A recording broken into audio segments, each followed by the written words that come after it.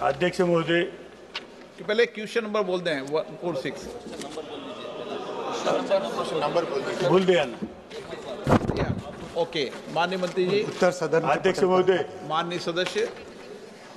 अध्यक्ष महोदय, आपल्या माध्यमातून मी माननीय रेल्वे मंत्री यांना विचारू इच्छितो की माझ्या छत्रपती संभाजीनगर जिल्ह्यातून जाणाऱ्या रेल्वे स्थानकावर एखादा मोठा अपघात किंवा आपत्कालीन परिस्थितीत उद्भवल्यास प्रवाशांची जलद आणि सुरक्षितपणे निकासी करण्यासाठी कोणती विशिष्ट कार्यप्रणाली निश्चित केली गेली आहे का? जिल्ह्यातील प्रमुख रेल्वे स्थानकावर महिला प्रवाशांच्या सुरक्षेसाठी विशेष महिला RPF कर्मचाऱ्यांची तैनाती आणि हेल्पलाईन प्रणाली कशी कार्यरत आहे?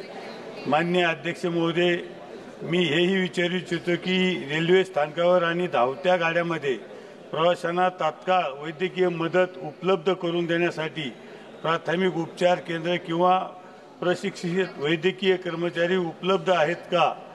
तसेच गंभीर वैद्यकीय स्थिती जवळच्या रुग्णालयाशी समन्वय साधण्यासाठी कोणती कार्यप्रणाली आहे?